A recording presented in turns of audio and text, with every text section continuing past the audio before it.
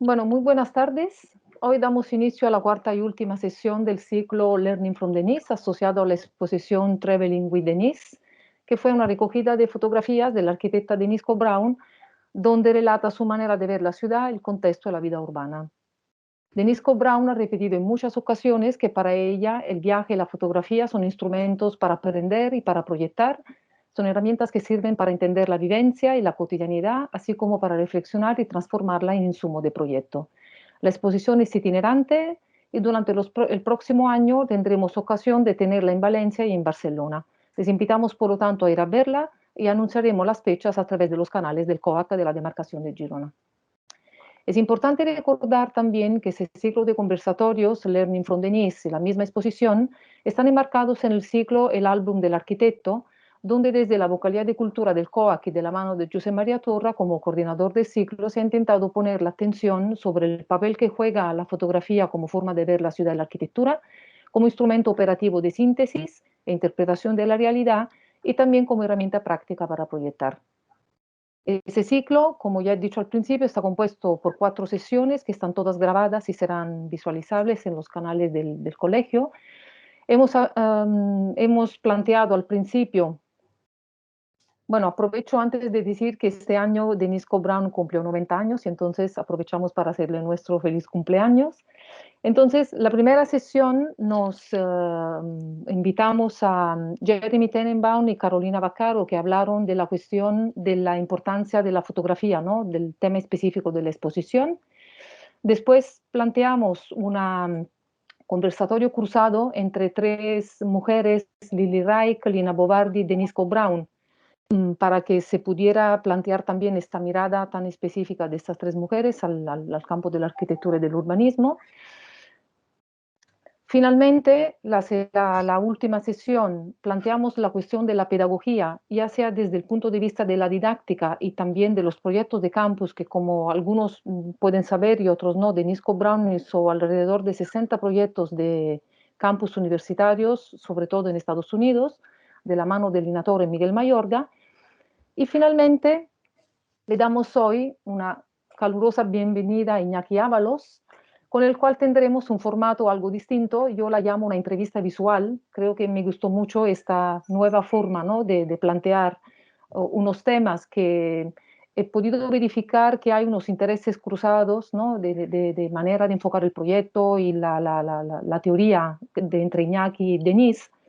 Entonces me he atrevido a hacer como una especie de juego de cartas, donde ella lanzó una carta con una imagen evocadora del trabajo de Denise y lo comentamos con Iñaki y vamos avanzando. Antes de todo, aunque Iñaki no necesita presentaciones, voy a presentarlo brevemente con una mini biografía. Iñaki Ábalos es doctor arquitecto, catedrático de proyectos de la ETSA Madrid desde 2002 y visiting critic en Harvard University desde 2016. Ha sido Kenzo Tange Professor en 2009, Design Critic entre 2010 y 2012 y Chair del Departamento de Arquitectura de la misma Harvard entre 2012 y 2016. Asimismo, es Master of Science en el KAUP de Taonji University en Shanghái en 2015 y RIBA Fellowship en 2009. Es codirector del estudio de arquitectura Ábalos Sienkiewicz, AS. Su actividad y obra ha sido internacionalmente reconocida en 15 exposiciones individuales, múltiples exposiciones colectivas, 18 premios a obra construida, 45 a su labor conjunta de investigación y diseño con su socia y colaboradora. Su trabajo ha sido recogido en las monografías Ensayo de termodinámica, Arquitectura y belleza y más recientemente en Nuevo primitivismo.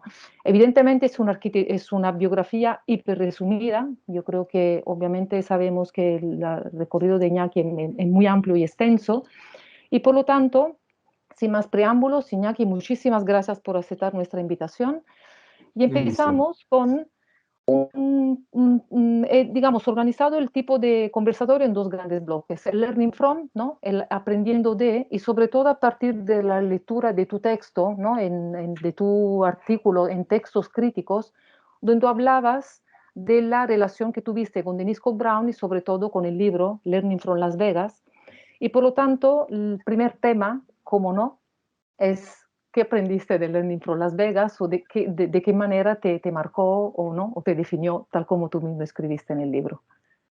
Buenas tardes. Muchísimas gracias por la invitación. Es un lujo estar en esta sesión. No sabía que cumplía 90 años este año. Me ha hecho mucha ilusión saber que está vivita y coleando, además, por lo que veo. O sea, que genial.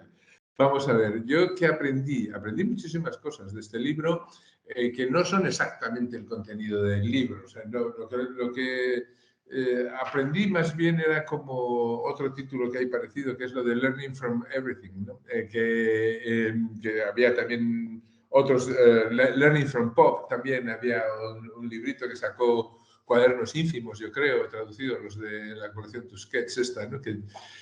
Bueno, lo que yo aprendí sobre todo es precisamente en que los tratados clásicos de la modernidad estaban caducos, que había que tener menos prejuicios y que digamos que el hecho de hacer que la vida personal de cada uno coincidiera con sus ideas arquitectónicas era algo importante. Lo digo porque para mí yo estaba estudiando justo en el periodo de la transición, digamos, política española. O sea, mi Ecuador, cuando yo estaba estudiando, coincidió con la muerte del dictador y, por lo tanto, era un momento efervescente en Madrid y en toda España, ¿no? Y en ese sentido, pues yo tenía mi vida y como todos, claro, todos los jóvenes, y veía que había cosas que me interesaban mucho más que otras que parecían muy importantes, pero que me aburrían como un hongo, ¿no? Y cuando vi el libro este, dije, coño, por fin hay alguien que habla de la experiencia vital. O sea, si nos gustan cosas como Las Vegas o en España Benidorm, vamos a decirlo, ¿cómo podemos ser tan prejuiciosos, tan moralistas, tan antiguos como para no integrar digamos, esta riqueza que puede que tenga, bueno, evidentemente tiene un componente banal, ¿no? Pero tampoco creo que el Renacimiento italiano escamotease un conocimiento banal, ni mucho menos, ni una especie de trascendencia del poder un poco ridícula, ¿no? O sea, es decir, que si empezamos a mirar con una mirada, digamos, positiva a nuestro presente, podemos también hacer al revés, podemos mirar con una mirada crítica al pasado que estaba sacralizado, ¿no? Y esto es lo que aprendí, ¿no? O sea, tener un cierto relativismo de todos los periodos históricos. Y de hecho, ya has dicho unas palabras clave que creo que empalman ¿no? con el segundo tema. Esto yo creo que ya va a salir muy fluido. Cuando has hablado del pasado y de la historia. En tu texto también hablas, en todos sus textos, ¿no? Hablas siempre de la idea de que no podías renunciar a ser arquitecto proyectista, pero también arquitecto teórico, ¿no? Y por lo tanto a plantear una mirada histórica a la arquitectura y dar como unas opiniones escritas en muchos libros que has podido escribir. Por lo tanto, otra cuestión es esta, ¿no? Que Denise en el fondo es un tema que habla muchísimo, y yo hablaré siempre de ella, obviamente en muchos casos hay una opinión compartida con Venturi y otras cosas en cambio son, ¿no? Pensamientos muy de ella. La cuestión sobre la relación entre la teoría y la práctica y sobre todo sobre la operatividad de la historia, ¿no? Yo creo que sobre esto no sé cómo podrías hilar una reflexión tuya a partir de también de tus proyectos, ¿no? Yo creo que aquí podemos saltar de un tema a otro. Sí, bueno, claro, este es un tema que podríamos hacer un seminario entero, ¿no? Sí. Pero digamos que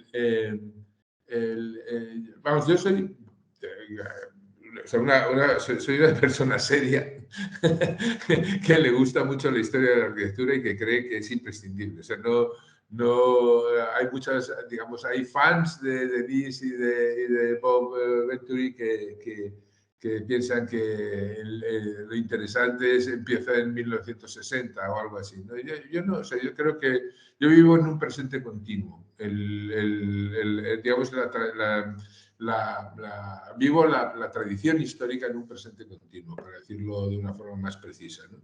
Que quiere decir esto que no distingo y no quiero distinguir entre aquello que pertenece a mi generación, pertenece a la generación de los que construyeron la modernidad, no quiero tener preferencias sobre aquellos que, digamos, desarrollaron el ideal pintoresco o el ideal de la industrialización o el ideal romántico o el ideal del Renacimiento. O sea, me parece que la disciplina de la arquitectura es igualmente efectiva como inspiración en todos los momentos, por supuesto en el gótico, que no lo he mencionado, que es bestial, no sé, en sí mismo, ¿no? Entonces, entonces la idea esa idea tan académica de entender que todo el pasado fue mejor me parece ridícula. Y cuando me familiaricé con los textos de Denis y de Boisventuri, pues me di cuenta de que corrían aires más nuevos de su mano, de la mano de ambos, que los aires de la discusión entre los Grey y los White, que entonces estaba consolidada en Estados Unidos, ¿no?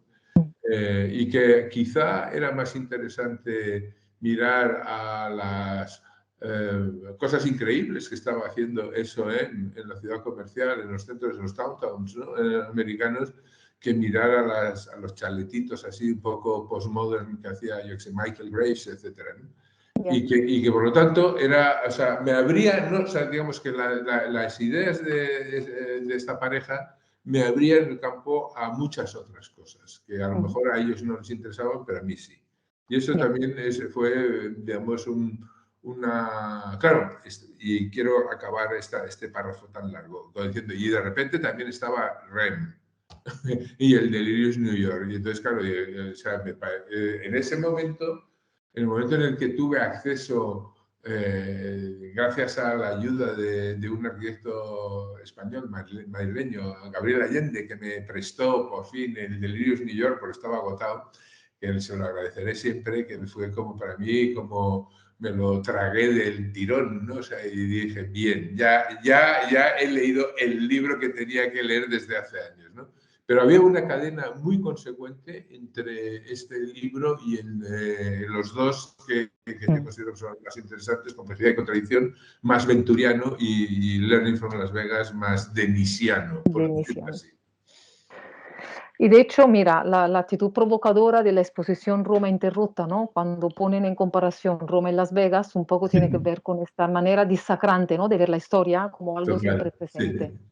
Sí, total. Tema también bastante complejo, y Denise en las últimas ha dicho siempre que ella no se definía postmoderna y que de alguna manera ella se consideraba una continuadora bueno, que respetaba la modernidad arquitectónica. Y aquí he sacado una frase que dice que ella no estaban en contra de la arquitectura moderna de los años 20 y 30, sino de la que fue un poco la repetición de un modelo que suele pasar en muchos momentos, ¿no? De la historia.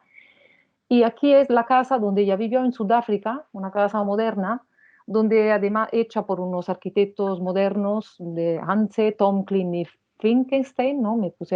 Bueno, ella misma lo escribe.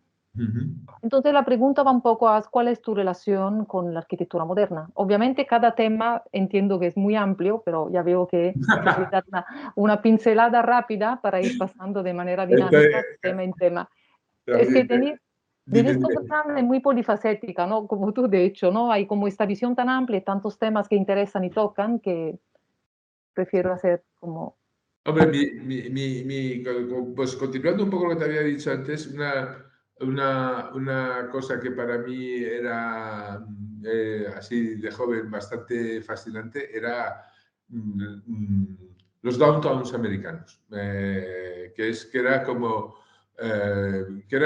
un nexo, un nexo obvio de la mano de Mies van der Rohe y de su influencia y sus contribuciones a los downtowns americanos, era un nexo entre la modernidad europea, que al fin y al cabo era muy protestante y un tanto ajena a la cultura latina, y el desbarre americano de exhibir músculos sin límite, ¿no? Que está en los downtowns de los años 60, etcétera, ¿no?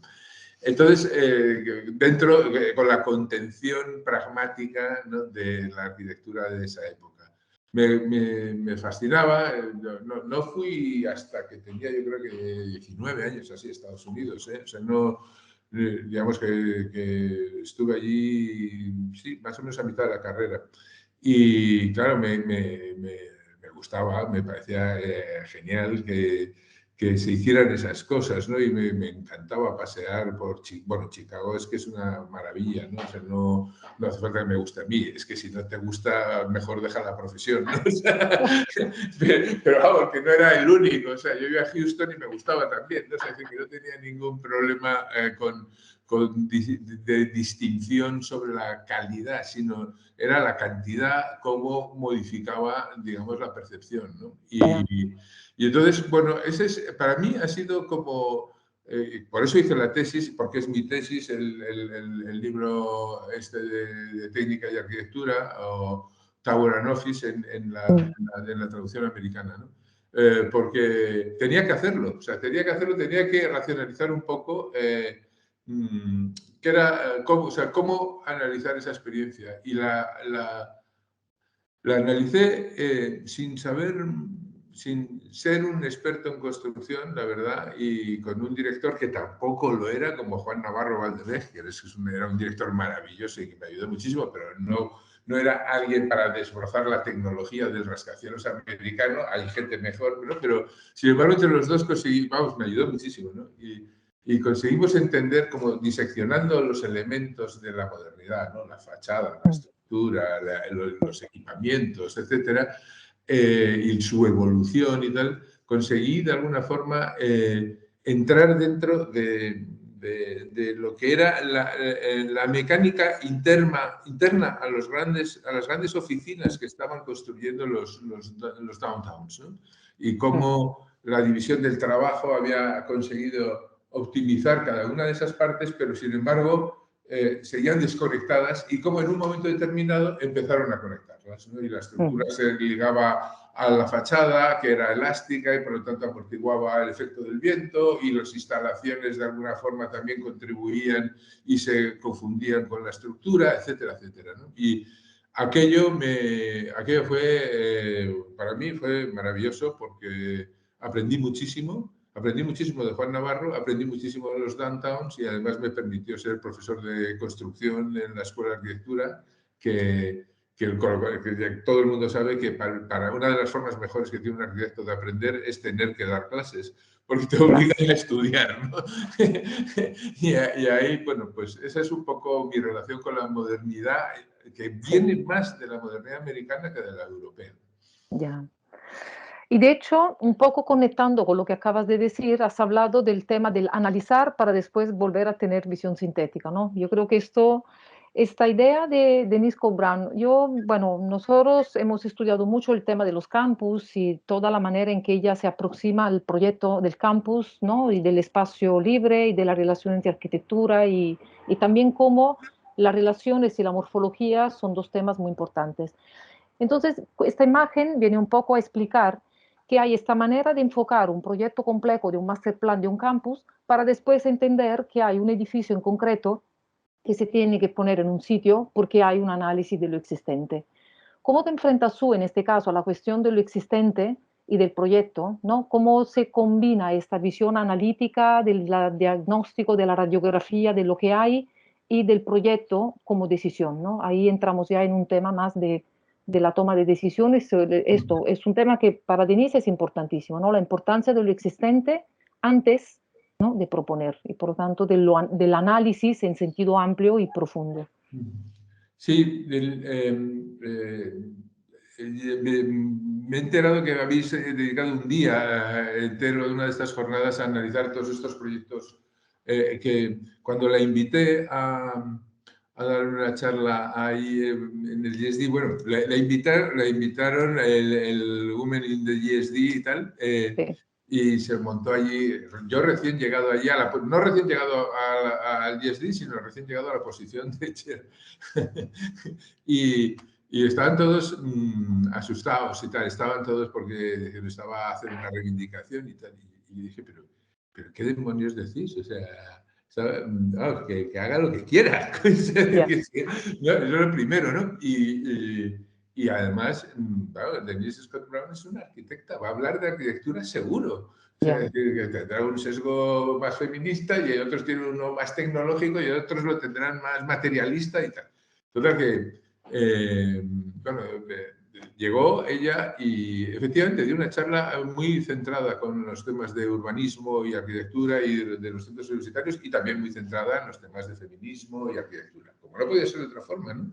Pero fue, yo le dije, mira, están todos aquí un poco acojonados, ¿no? O sea, lo único que te pido es que hables de lo que quieras, pero que empieces y acabes con arquitectura.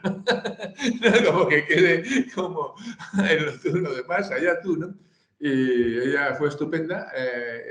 No sé si siguió mis reglas por cortesía o porque lo llevaba así, ni me importa. La cuestión es que dio una charla muy bonita, muy interesante y efectivamente hizo exactamente lo que le pedí y funcionó muy bien porque yo creo que también todo lo que tiene que ver con el diseño urbano tiene que ver también con una cierta cortesía, ¿no? O sea, con una cortesía pública, ¿no? Es decir, que quedó muy, recuerdo perfectamente que quedó muy trabado, porque de alguna forma hay un urbanismo impositivo, pero hay un urbanismo que no sé si es, yo no lo llamaría democrático, no, sino delicado, o sea, cuidadoso con la realidad, ¿no? Que simplemente intenta entenderla y contribuir a mejorarla con los instrumentos más o menos pobres, más o menos sofisticados que nos da la disciplina, ¿no?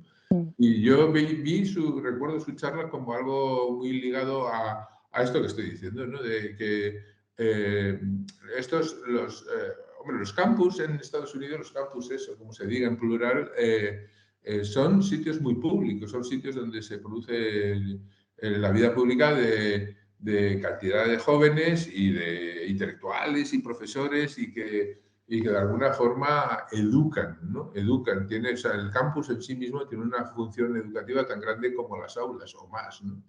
Y esta comprensión del aspecto cívico del espacio, de la relación entre los edificios, el espacio público, etcétera, estuvo explicada, recuerdo muy bien, de una forma muy técnica y sin demagogias ni tonterías, ¿no?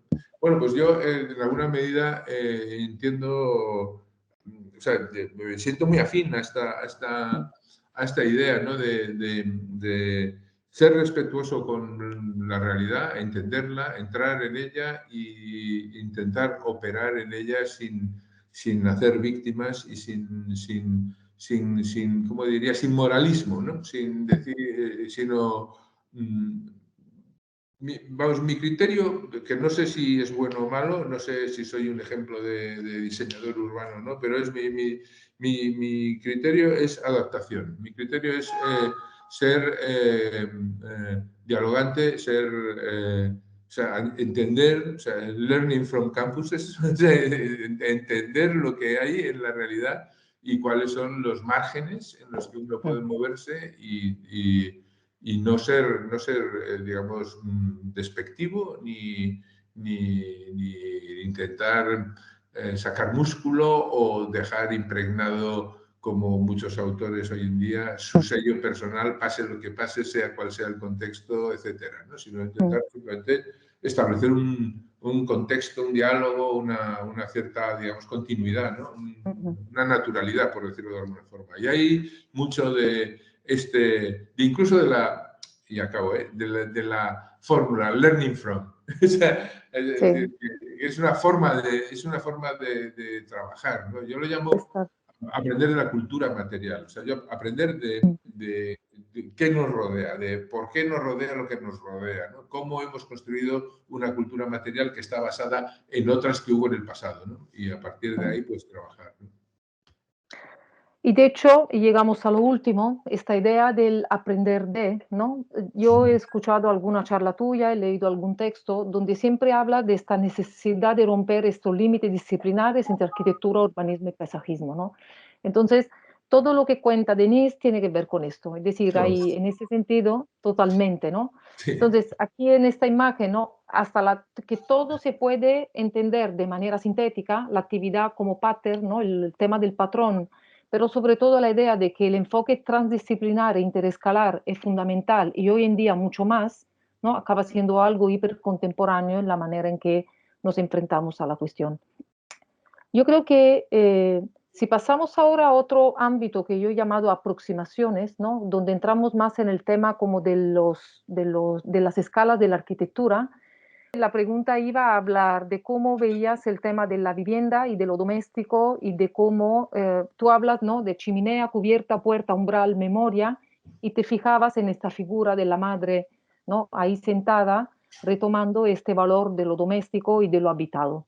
Un poco este concepto, ¿no? De lo doméstico, de cómo lo ves, una reflexión sobre ella, también a partir de proyectos tuyos o de lo que planteaste en el libro, ¿no? Que escribiste sobre las casas de la modernidad. Bien, esta era una de ellas, ¿verdad? Sí, Una casa importantísima que visité con Joe Knockman, ahí que ella vivía en Filadelfia y era profesora en Columbia University, hace ya la torta de años. Y que me encantó, y estaba al lado de una de Louis Kahn, que era completamente distinta y era maravillosa también, ¿no? Recuerdo muy bien aquella visita.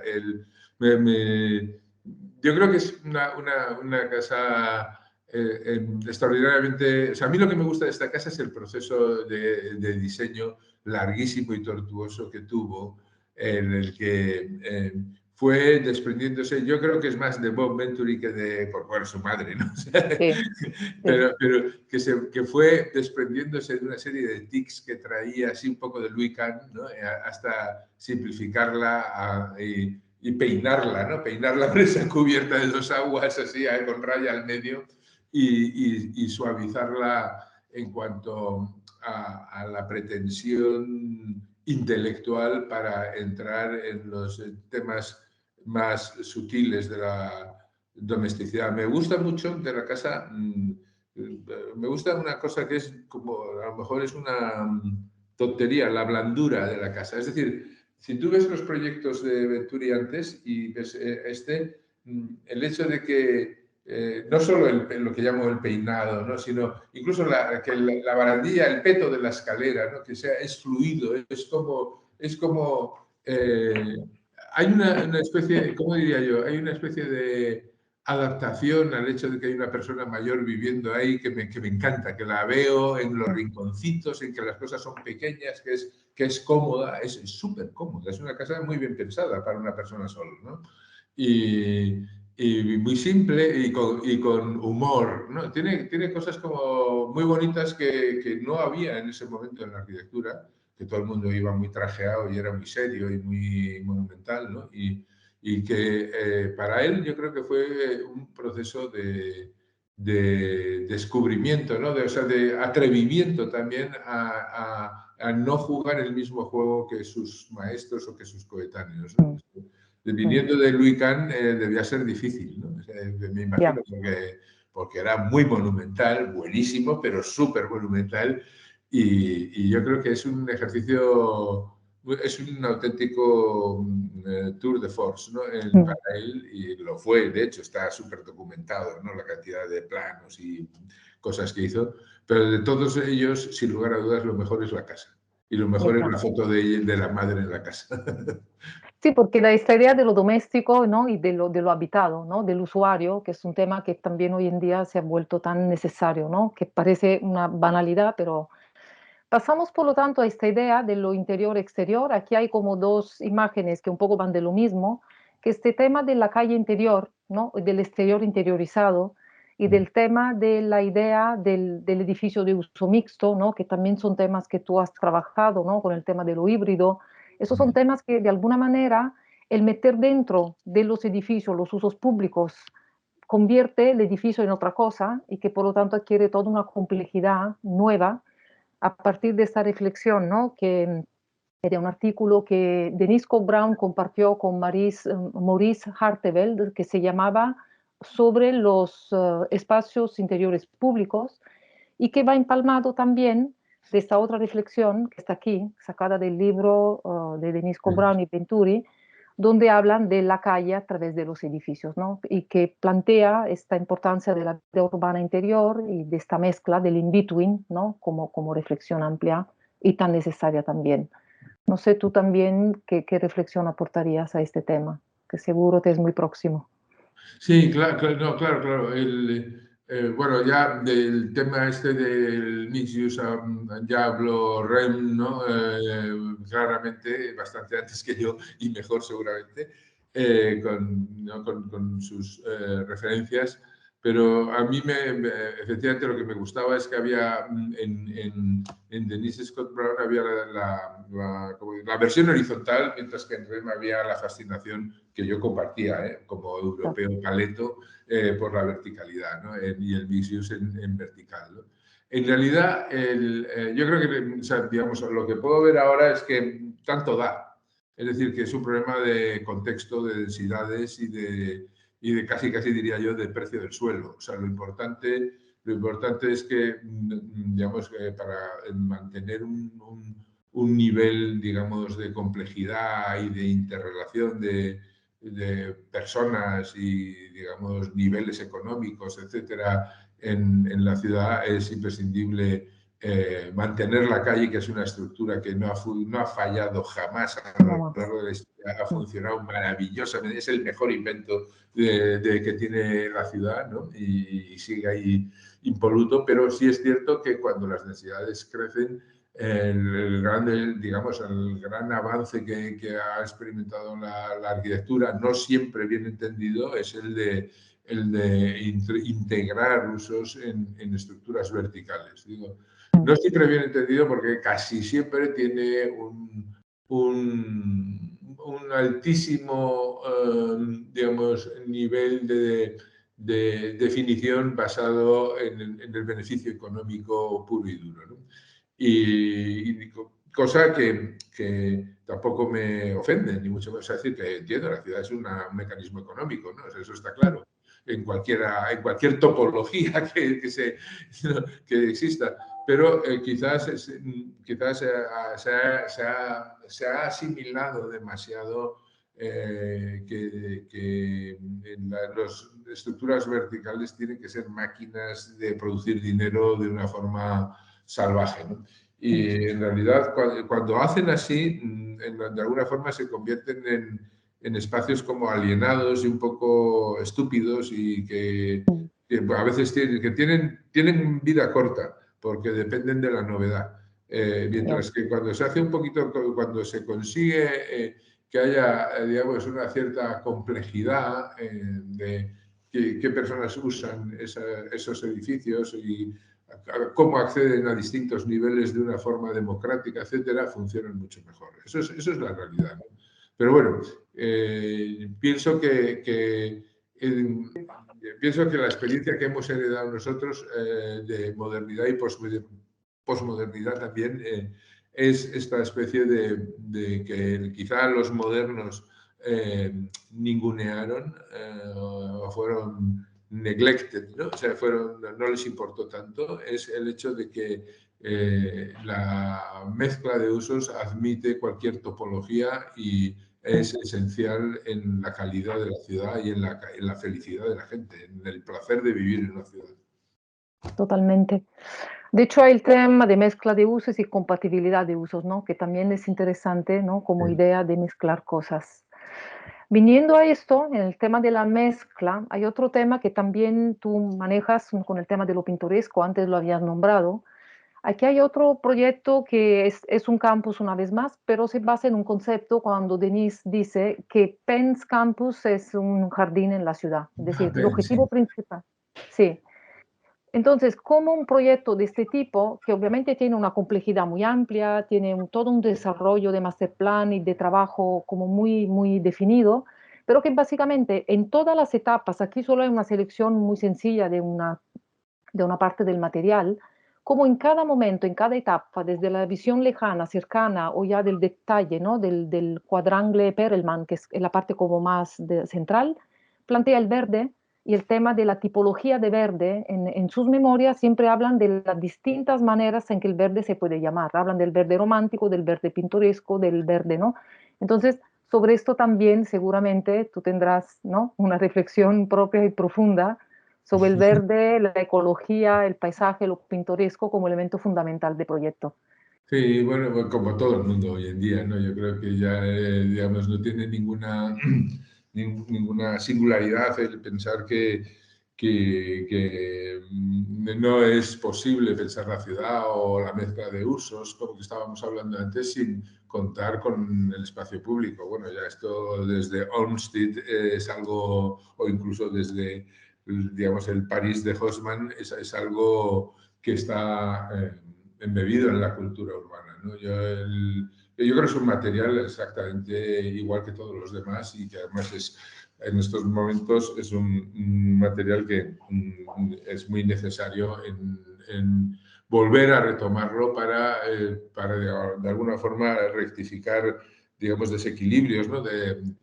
Sobre todo de temas de excesiva carbonización del aire, etcétera, etcétera. No sé, yo creo que ahora hay una visión más, ahora hay una visión un poco más medicalizada, ¿no? Sí, Del verde, que está bien porque, digamos, en ciudades pues, con niveles de toxicidad alto del ambiente, pues obviamente hace falta pensarlo médicamente, ¿no? Este material. Pero también yo creo que es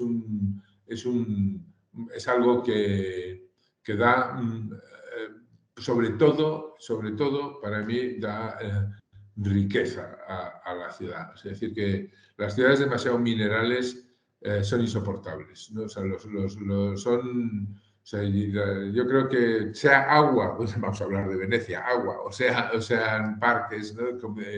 Yo creo, o ciudades lineales, etcétera, que el hecho de sentir que estás acompañado de elementos saludables y elementos además que normalmente como necesitan, desde luego, desde que tengo la disciplina de ecología bien metida en la sangre, en los urbanistas, en los arquitectos, entendemos que lo importante de los parques o del espacio verde, vamos a llamarlo así, es la continuidad de los trazados, es que se exactamente. establezcan corredores. Sí, Y desde que tenemos tan claramente embebido un altísimo porcentaje de la población, ¿no? De jóvenes, viejos, mayores, lo que sea, de los beneficios de andar, de los beneficios de correr, si se quiere, hacer, digamos, deporte, o sea, pero sobre todo de andar, ¿no? De recorrer, ¿no? De utilizar el cuerpo para mover un poco y moverse entre espacios verdes. Estos ya no son instrumentos ornamentales solo, ¿no? Pues muy bonito ver cómo florecen, etcétera, pero son compañeros, o sea, son compañeros de todos los días. O sea, yo creo que somos muchos los que todos los días paseamos, todos los días hacemos un poco de ejercicio y yo casi saludo a los árboles que me caen bien. O sea, ya tengo una relación, los miro a ver cómo andan, ¿no? O sea, es decir, que acabas teniendo una relación personalizada yo sé que es una relación diferente que la que se podía tener. No es estética, ¿no? Es de no, compañeros de viaje, ya. eso, de fraternidad, ¿no? Y a mí me parece que, esa forma de relacionarse con la naturaleza es la que nos corresponde, es la que nos Mm. corresponde y es bien hermosa. Yo creo que has dicho un tema clave que tiene que ver con relación, ¿no? Relación está saliendo todo el tiempo, articular, ¿no? Al final, y el tema que el verde sea algo articulado es prácticamente fundamental. Ese es uno de los esquemas más, bueno, que a mí me gustan más de la manera en que Denise explica, la manera en que se plantea el proyecto de un campus a partir de las relaciones o de la manera en que la gente se mueve. Y tú también yo he escuchado una charla tuya cuando hablas del tema de los espacios del conocimiento, ¿no? Y de los monasterios, de los claustros y de todo este tema que tiene que ver con el lugar del conocimiento, donde se establecen, ¿no? Relaciones físicas, pero también relaciones entre las personas, que son las que producen finalmente también el conocimiento. No sé Sí. si aquí también nos puedes apuntar una de tus reflexiones sobre el tema, que obviamente después se remitirá la charla, que, bueno, me encantó, porque abre mucho campo, ¿no? Sí, me imagino que te refieres a la charla que hice sobre los monasterios cuando Sí, el Agropius Lecture, que era como la despedida exacto, que exacto, despedida sí. que estaba Sí. deseando ya acabar. Era una tortura, es una tortura ser chero hoy en día, por lo menos de la Una época. charla de cierre, sí, una charla de cierre que abrió muchos cabos, ¿no? En realidad, unos cabos sueltos nuevos, ¿no? De abrir nuevos campos. Sí, sí, sí, sí, yo le dediqué tiempo. Gracias. Fue la única charla que pude dar en casi 5 años, 4 años y medio, que la pude preparar durante un par de meses, ¿no? Entonces la disfruté mucho y se nota. Claro, los campuses, estos americanos sobre todo, son herederos directos, ¿no? de los monasterios medievales Sí. y de la educación que empezó en el siglo XIV-XV en Francia, en París, ¿no? El College de France, etc. ¿no? Y lo son hasta en el léxico, ¿no? Del Cher y todo, hay un léxico absolutamente heredado, ¿no? A mí me interesan, vamos, yo creo que son, es una pena que yo creo que la densidad que tenemos en nuestro país hace que sea muy difícil emular, no digo que no sea posible, sino que por lo menos los campuses así más históricos que tenemos en nuestro país, es muy difícil emular esta combinación de edificios digamos, recorridos y espacios al aire libre como informal, pero coordinada, ¿no? Porque me parece que tiene algo muy estimulante, ¿no? Que no hemos sabido construir, ¿no? Algunos más recientes intentan hacer algo parecido, ¿no? A mí me parece que la idea de la ciudad universitaria, del campus, es una idea maravillosa, porque es una ciudad del conocimiento y del intercambio, ¿no? Y que realmente el intercambio no se produce porque pongas muchas aulas o muchos bares, ¿no? Sino que se produce por una, ¿cómo diría yo?, una convivencia ni demasiado próxima ni demasiado lejana, ¿no? O sea, también necesitas que es lo que yo veo que tienen los campus americanos, un cierto relajo, ¿no? O sea, hay una distancia, o sea, está el otro edificio, están los de aquí, hago yo que sé, un seminario, un máster con la gente de ingeniería, luego me reúno con los del MIT, que están a 3 manzanas de Harvard, etc.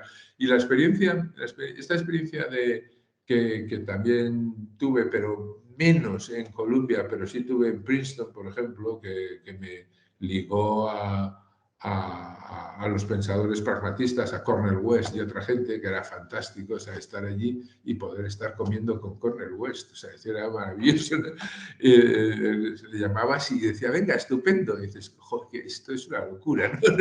Entonces, claro, esta especie de tranquilidad, vaya a hacerlo así, como de easiness, ¿no? O sea, todo es easy, ¿no? Todo es fácil, todo está a la mano, no tienes que ser un pelmazo, pero si lo dosificas, todo el mundo está abierto, ¿no? Entonces, yo creo que es una cosa que no pasa, por lo menos no pasa en la Politécnica, y mira que es un campus bien bonito, y aquí de Madrid, que es donde estoy yo ahora, ¿no? Y creo que pasa en muy pocos sitios. Y me da mucha rabia, porque no se ha seguido esto que dice que es tan bonito en este dibujo que estoy mirando todo el rato, que es estas redes que son como orgánicas, pero un poco desestructuradas. Las distancias son más grandes, más pequeñas, pero todo está a la mano, ¿no? Y es un poco lo que yo estoy intentando transmitirte, ¿no? Esa idea de que, bueno, es casi un diagrama de las relaciones personales que puedes establecer en un campus americano, ¿no? Con gente de tu facultad, con gente de otras facultades y tal, ¿no? Casi parece que son amigos y conocidos, y es como una especie de mapa de tus conocidos, ¿no? Pues eso es lo que realmente yo he hecho de menos muchísimo, muchísimo, ¿eh? Ya. Esto se debe posiblemente a que a la calidad de los espacios intermedios, del espacio exterior, Claro. a un tema, porque claro, aquí hay mucho campus, pero en realidad muy a menudo el espacio exterior no está cuidado. Es decir, hay el edificio, hay un espacio porque es campus, pero después no se le da o no se le presta atención. Y uno de los proyectos de Denise, muchos proyectos no son de edificios, son de tejer relaciones. Y a veces es solo un plan de usos, ¿no? Hay algunos proyectos de campus que consiste solo en cambiamos los usos de las plantas bajas y eso ya permitirá una nueva dinámica, ¿no? Entonces, esa idea de proyecto, de planes, programas o proyectos es muy interesante.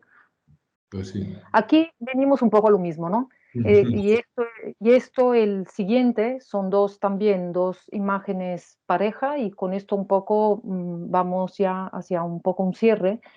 Esta idea del edificio, ¿no? Sea este que este, son dos edificios que se plantean en ciertos lugares de la ciudad y que de alguna manera expresan esta idea del edificio y de la arquitectura como algo que va más allá de sus límites. Yo te he escuchado también hablar de conceptos como, ¿no?, la termodinámica de los edificios, el edificio como catalizador, los sistemas abiertos, es decir, toda esta idea de que hay algo más, ¿no?, más allá del edificio como espacio físico y de una serie de energías y de temas ambientales que ahora son, siempre han existido, pero ahora son más necesarios que nunca, hasta llegar a un tema como este, que les hacen el encargo a Denise, pero a partir de estos flujos que decíamos, ¿no?, de la manera en que la gente vivía el campus, plantean un edificio en otro solar y que además tiene que tener una calle pasante, ¿no? Es un edificio con una calle interior porque Ujú. recoge la manera en que la gente usa el campus. Entonces, cómo de alguna manera la arquitectura se vuelve también algo que responde a estas fuerzas y a estas maneras dinámicas de vivir el espacio público, el espacio urbano y también el espacio interior. No sé si también aquí, a partir de alguna reflexión también de tus proyectos o cómo esto se ha, ¿no?, Sí, reflejado. yo sí, lo que puedo decir, bueno, esto es en Michigan y en Michigan es mejor tener las calles cubiertas si quieres que la gente no se congele en invierno. O sea, digamos que aquí también así, el clima, los temas termodinámicos afectan a cómo se estructure, digamos, la comunicación entre personas, ¿no?, y entre edificios. Eso es un tema claro, ¿no? Pero por otra parte también todo lo que tiene que ver con la termodinámica. Decía Kiel Moe, que es ahora profesor, creo que está en Montreal, en McGill, y fue profesor en Harvard mientras yo estuve allí. Hablaba de que la termodinámica es el arte o la ciencia de la conexión entre todas las cosas. Y que era muy bonito. Es decir, es verdad, o sea, la termodinámica es dinámica, va cambiando, son flujos, son movimientos y esos movimientos, digamos, afectan a la vida, ¿no? A la vida animal, a la vida mineral, a la vida vegetal y a la vida humana, ¿no? Y en alguna medida, viendo estos diagramas, me recuerdan mucho con sus colores fríos y calientes, pues a los típicos estos que vemos ahora tanto, ¿no? Que si dicen que si el flujo va de aquí a allá y que si tal, ¿no? Ya.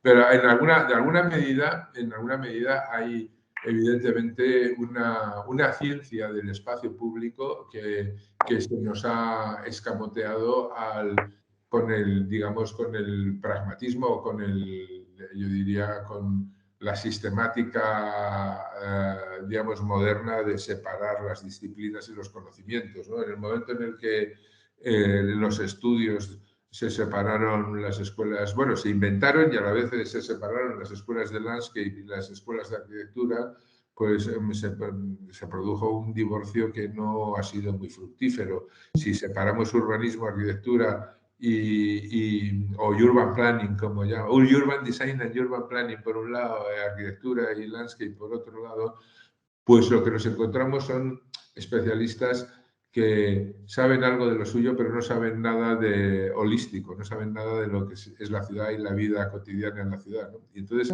es difícil, o sea, digamos que no hay que pretender saber de todo, pero sí, No, porque no tiene ningún sentido, ¿no? Pero sí está bien tener conocimientos básicos para poder establecer diálogos. Para mí, eso. yo siempre digo, o sea, que no hay que ser súper listo en estructuras, ni en construcción, ni en termodinámica, ni nada. Hay que saber lo suficiente como para colaborar, entender que otros tienen otros approaches, otras aproximaciones a la ciudad y que podemos trabajar muy bien si al menos conocemos los principios lexicales, por decirlo. O sea, conocemos básicamente cuáles son las palabras y qué significan, ¿no? Y los principios de las disciplinas del territorio, ¿no? Es porque si no, pues es como un diálogo de besugos, pero si entendemos un poquito y aceptamos que los otros tienen tanto que decir como nosotros, seamos de la disciplina que seamos, entonces se producen primero, te enriquece la visión que tú tienes de si has estudiado arquitectura como arquitecto o si has estudiado landscape como paisajista. Pero por otro lado, enriquecen los resultados, pero de una forma brutal. O sea, yo lo que recomiendo a todo el mundo es intentar interesarse por estas otras disciplinas para, digamos, no para dominarlas, sino para poder comunicar. Es como un lenguaje para comunicarse, para poder comunicarse. No hace falta saber un francés de la Academia Francesa para comunicarse en francés, y ni el inglés, ni el alemán, ni nada, ni el español, ni el rumano. Entonces yo creo que con muy poco que se aprenda se pueden establecer comunicaciones muy fructíferas, y eso es clave para, yo creo, para la ciudad presente y la ciudad del futuro. Bueno, me parece que es la gran asignatura pendiente de la ciudad moderna. Muy bien, Iñaki. Yo creo que con esto ya has dado casi un cierre muy poético y esperanzador.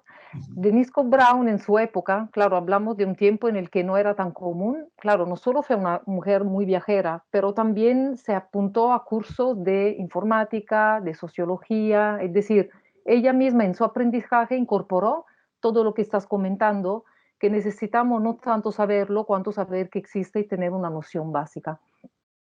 Yo creo que volvemos un poco a esta imagen inicial. Todo este ciclo un poco hizo parte de esta exposición que hicimos aquí, que en colaboración con la misma Denise y Jeremy Tenenbaum, que es su colaborador muy estrecho, y montamos una exposición. Esperamos que ahora que un poco estamos en una pseudo normalidad pueda seguir itinerando.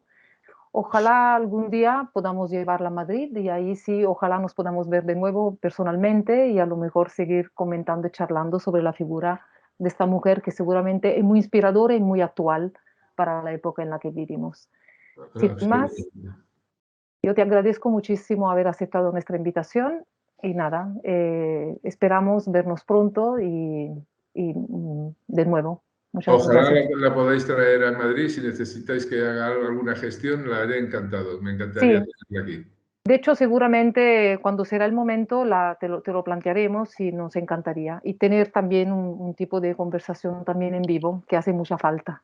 Sí, Bueno, totalmente de acuerdo. Ha sido un placer, María. vale. Muchas gracias, Iñaki. A Nos ti. vemos pronto. Te escribiré Vale, un mail para otros detalles.